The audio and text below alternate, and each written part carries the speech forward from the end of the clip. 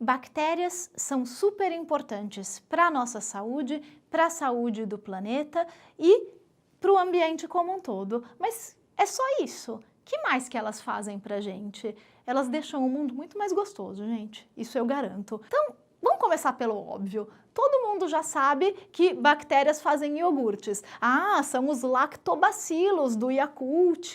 E tem também aquela outra de nome esquisito do Activia, a Bifidobacterium.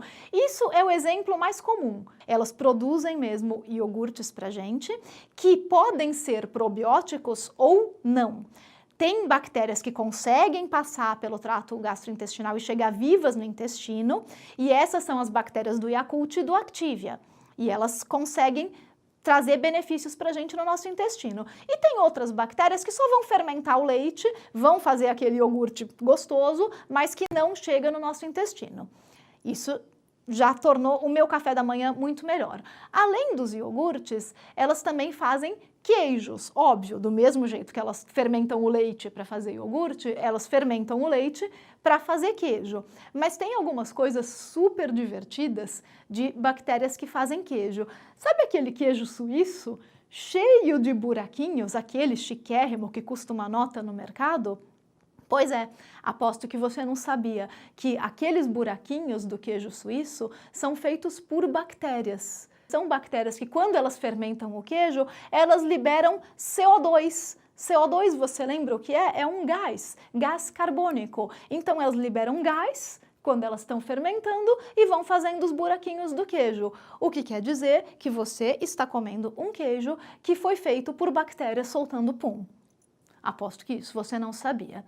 Eu, particularmente, não viveria num mundo sem café.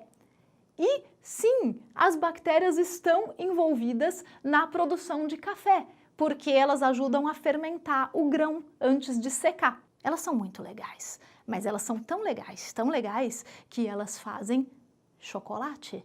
Do mesmo jeito que elas fermentam o grãozinho do café, tem um monte de bactérias que estão envolvidas na fermentação do cacau, que é um processo super complicado e que leva semanas. E ninguém sabe até hoje exatamente quais são as bactérias e fungos também que estão envolvidos na fermentação do cacau até que ele possa secar e ser torrado para fazer o pó e para fazer o chocolate.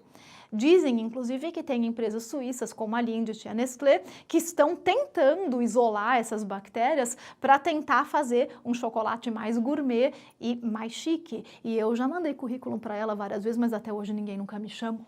Outra coisinha que você come muito, chamada azeitona. E você acha que a azeitona é só você colher e comer? Não, a azeitona passa por um processo de fermentação de semanas. E essa fermentação é feita por quem? Bactérias. Além de produzir alimentos super legais pra gente, elas também ajudam a cuidar do planeta. Por quê? Bactérias são degradadoras por natureza. Elas degradam alimentos, como a gente viu, elas fermentam um monte de coisa e transformam em subprodutos que a gente pode usar. E na natureza, elas fazem a mesma coisa. Como elas estão nesse planeta já há 4 bilhões de anos, a gente tem bactérias especializadas em comer, em degradar substâncias que a gente nem imagina.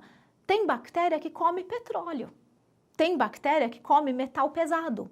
E essas bactérias podem ser aproveitadas para fazer processos de despoluição, que a gente chama de biorremediação. Isso já foi usado em vários casos, por exemplo, de acidentes com derramamento de petróleo em alto mar. E tem mais, elas ainda fazem muito mais por nós humanos. As bactérias são extremamente empregadas em biotecnologia. Elas são células muito simples, que a gente estuda há muito tempo e que a gente consegue manipular. Através da engenharia genética, a gente pode pegar um gene humano e colocar dentro de uma bactéria. O que ela vai fazer com esse gene humano? A mesma coisa que as nossas células fazem. E assim é que começou, por exemplo, a produção de insulina humana. A gente conseguiu isolar o gene da insulina humana, colocar ele dentro de uma bactéria e mandar a bactéria produzir aquela insulina para a gente. mas não é uma insulina de bactéria, é uma insulina humana, igualzinha à nossa, e que a gente pode usar, como tem sido usada no mercado farmacêutico, para tratar pacientes diabéticos. Antes de ter essa biotecnologia, a gente tinha que usar insulina de vacas, e isso provocava em muitas pessoas alergias. Ter a insulina humana produzida por bactérias, mas é humana, é igualzinha à nossa, acabou com o problema de alergias, além de um problema ecológico, claro, de criação de animais só para a produção de insulina. A mesma coisa acontece com a produção de inúmeros medicamentos e vacinas. Várias vacinas que nós usamos hoje em dia são produzidas também através de engenharia genética em bactérias.